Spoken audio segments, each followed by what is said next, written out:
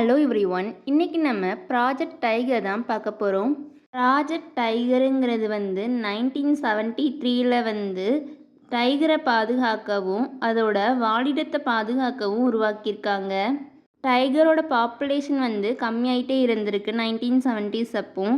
Tiger அழியாமல் இருக்கிறதுக்காக இந்த ப்ராஜெக்ட் டைகரை கொண்டு வந்திருக்காங்க. ப்ராஜெக்ட் டைகர் டைகரோட வாழிடத்தையும் பாதுகாக்கிறதுனால மற்ற விலங்குகளும் வாழ்கிறதுக்கான ஏற்ற சூழ்நிலையை ஏற்படுத்துது.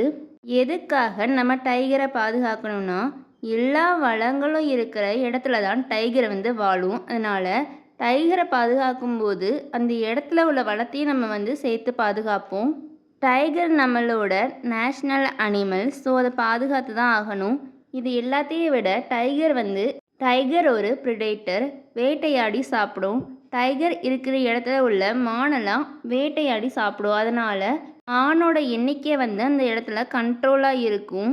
மான் நிறையா ஆயிட்டுனா அங்கே உள்ள புல்லெல்லாம் சாப்பிட்ரும். இந்த புல் இல்லாதனால மணல் அரிப்பு ஏற்படுறதுக்கு நிறைய வாய்ப்பு இருக்குது. டைகருக்கு நிறைய ஆபத்துக்கள் இருக்குது. பொதுவாகவே டைகரை வேட்டையாடி விற்பாங்க. அதனால் டைகரை பாதுகாக்கிறது கடமை. நம்ம டைகரை பாதுகாத்தோம்னா அந்த இடத்துல உள்ள வளம் அப்படியே இருக்கும். ப்ராஜெக்ட் டைகரில் என்ன பண்ணாங்கன்னா, டைகரை பாதுகாக்கிறதுக்காக பாதுகாப்பான இடத்த உருவாக்குனாங்க. அந்த இடத்த நம்ம டைகர் ரிசர்வ்ஸ்ன்னு சொல்கிறோம். அந்த பாதுகாப்பான இடத்துக்குள்ள வேற யாரும் போய் அந்த டைகரை வேட்டையாடாமல் இருக்கிறதுக்காக ஃபாரஸ்ட் டிபார்ட்மெண்ட்டில் உள்ளவங்க கண்டினியூஸாக அந்த இடத்த கண்காணிச்சிக்கிட்டே இருந்தாங்க. யாராவது ஹண்ட் பண்ணுறாங்களா இல்லாட்டி டைகரை டிஸ்டர்ப் பண்ணுறாங்களான்ட்டு கண்காணிச்சிக்கிட்டே இருந்தாங்க. டைகர் வாழ்ந்த இடம் அழிஞ்சிட்டு இருந்துச்சுன்னா அந்த அழியிற நிலத்தை எப்படி பாதுகாக்கலாங்கிற முயற்சிகளை எடுத்துக்கிட்டு இருந்தாங்க. கூடவே அந்த இடத்துல அந்த டைகருக்கான உணவு இருக்காங்கிறதையும் கண்காணிச்சிக்கிட்டு இருந்தாங்க.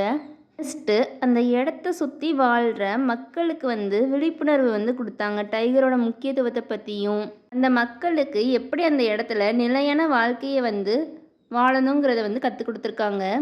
லாஸ்ட்டாக டைகர் எங்கெல்லாம் நடமாடுதுங்கிறத கண்காணிக்கிறதுக்கு கேமராஸ் ஃபிட் பண்ணியிருக்காங்க. கூடவே அதோட உடம்புல ஜிபிஎஸ் சென்சாரை ஃபிக்ஸ் பண்ணியிருக்காங்க.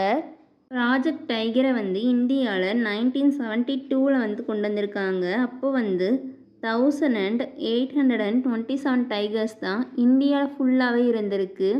டைகரோட பாப்புலேஷன் குறையாமல் இருக்கிறதுக்காக தான் இந்த ப்ராஜெக்ட் டைகரை கொண்டு வந்திருக்காங்க. இப்போ கண்டினியூஸ் எஃபெக்ட்டுக்கு அப்புறம் இந்தியாவில் 3167 டைகர்ஸ் இருக்குது. வேர்ல்டுலேயே இந்தியாவில் தான் டைகர்ஸ் நிறையா இருக்குது.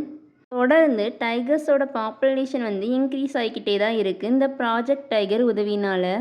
ப்ராஜெக்ட் டைகருக்கு சேலஞ்சஸை பற்றி பார்க்கலாம். நிறைய பேர் டைகரோட ஸ்கின்னுக்காகவும் போன்ஸுக்காகவும் இல்லீகலாக டைகர்ஸை ஹண்ட் பண்ணியிருக்காங்க. நம்ம காடுகள்லாம் அழித்து பெரிய பெரிய பில்டிங் கட்டுறனால டைகர்ஸ்க்கு வாழ்கிறதுக்கு இடம் இல்லாமல் போயிடுது. அது 2வது சேலஞ்ச். 3வது சேலஞ்ச் என்னென்னா, டைகர்ஸ் சில நேரம் ஹியூமன்ஸ் வாழ்கிற இடத்துக்கு ஃபுட்டை தேடி போயிடுது. அதனால் ஹியூமனுக்கும் டைகருக்கும் இடையில சண்டை ஏற்பட்டுகிட்டே இருந்திருக்கு. 4வது கிளைமேட் ஒரே மாதிரி இல்லை. அடிக்கடி கிளைமேட் சேஞ்ச் ஆகிக்கிட்டே இருந்திருக்கு. கிளைமேட் சேஞ்ச் ஆகிறதுனால டைகருக்கு ஏற்ற மாதிரி ஃபுட்டு அங்கே நிறைய கிடைக்கல. 5வது டைகரை கண்காணிக்கிறதுக்கு நிறைய பேர் இல்லை. கூடவே அங்கே கண்காணிக்கிறதுக்கு தேவையான எக்யூப்மெண்ட் கம்மியாக தான் இருந்திருக்கு. ஃபினான்ஸும் ரொம்ப கம்மியாக தான் இருந்திருக்கு. ப்ராஜெக்ட் டைகர் உத்தரகண்டில் இருக்கிற ஜிம் கோபால்ட் நேஷ்னல் பார்க்கில் கொண்டு வந்திருக்காங்க. இது ஸ்பெசிஃபிக்காக பெங்கால் டைகரை பாதுகாக்கிறதுக்காக கொண்டு வந்திருக்காங்க. இந்த பெங்கால் டைகர் இந்தியாவில் தான் அதிகமாக காணப்படும். கண்டினியூஸாக எடுத்த முயற்சினால் இப்போ அந்த டைகர் சேஃபாக அதோட வாழிடத்துலையே வாழுது.